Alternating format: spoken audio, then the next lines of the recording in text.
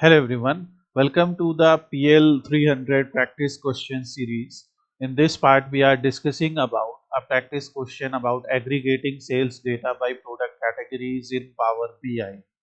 So if you are preparing for PL 300 Microsoft Power BI Data Analytics certification, understanding relationship between tables in your data model is crucial.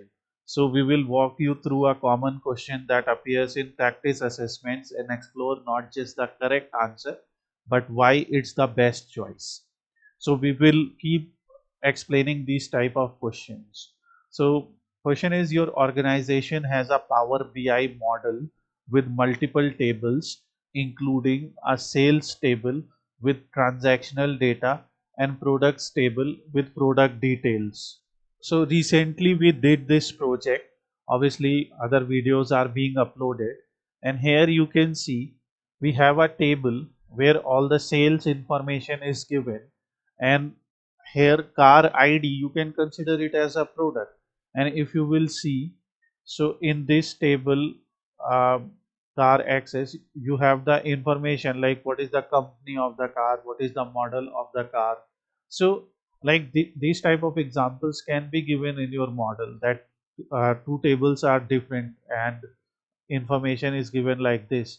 So you can see sales table with transactional data, whatever transactions are happening date wise, and product table with product information. We have done many projects like this. So you need to aggregate sales data by product categories.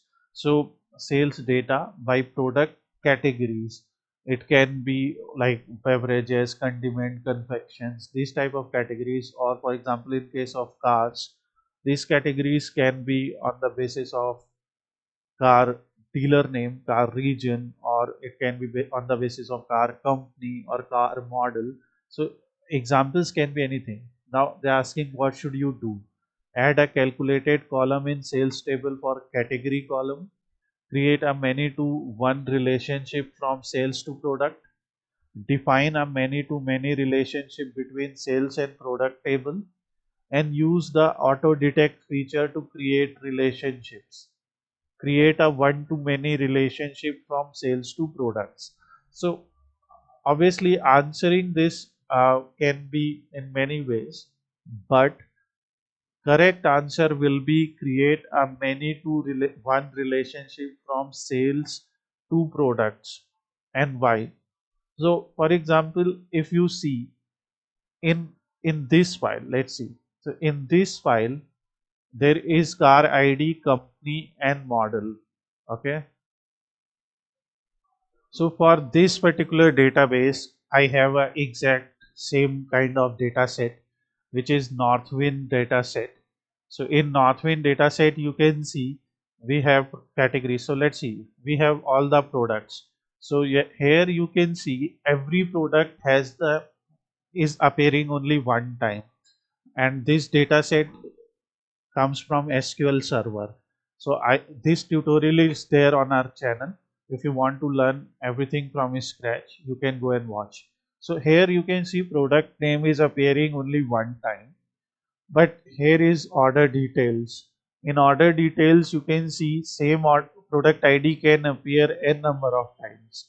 So this order ID, you can see product ID 77 has been ordered so many times. If you sort ascending, product ID 1 has been ordered so many times. And this information is given here, that is chai, a product. So that's what it is saying. So you can create a many to one relationship from sales to products. In our case, order details to products. So if you see our model, so here you can see we have the order details. So let's zoom. So this is order details and this is the relationship. So here order details, product ID are many, products, product ID is one. So if you edit this relationship, you can see many to one relationship between order details and product, which in our case can be sales to products. And that is why this example is correct. Why? In Power BI, when working with related tables, especially when performing aggregations like summing by sales category, you need to establish a proper relationship between your tables. So table structure. Sales table contains many rows, each representing a transaction involving a product. So you can see our sales table here contains many rows, and which is our order details table, which contains many rows of the same product. Okay, and here if you see like sum of sales, if we are doing, so you can see in order details we have created a sales column, and that sales column is what is the unit price multiplied by the quantity. So it is happening for every product. Okay, so if you have to find out product wise what is the total sales value, so it will be easier. So let's take a simple table or any chart. Let's take this chart, and here if we select product, from product we select product name on x-axis, and from order details we select sales, sum of sales. So now you can see that the product called Cote de Blaye, it has the highest amount of sales. Okay, that's why many to one is important. And this setup creates a classic many to one relationship when many sales entries can refer to one product in the product table.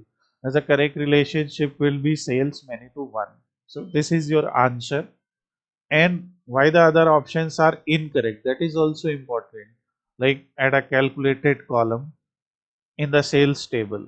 This creates redundancy. It breaks normalization principles and is inefficient for large data set.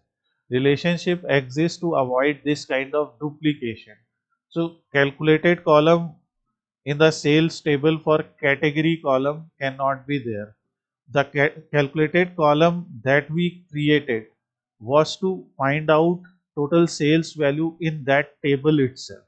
So like we created this, but it was to find out for this table itself. Okay, now let's go back. Define many to many relationship between sales. So this will not be possible because every transaction in sales table refer to a single product. Use auto detect feature. While auto detect may help, it's not a guaranteed solution that correct form will be created.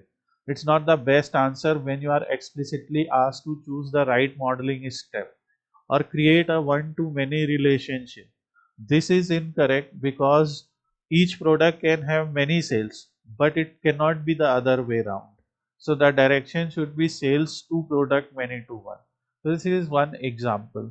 So we are doing this series, and if you want more practice questions, you can subscribe to our newsletter. So we will give you more and more questions, and believe it, it is going to come at a rapid pace. So, and whoever is preparing for these exams, it will be very much helpful for you guys. And if you have any questions, you can ask them in the comment section. So thanks for watching this video.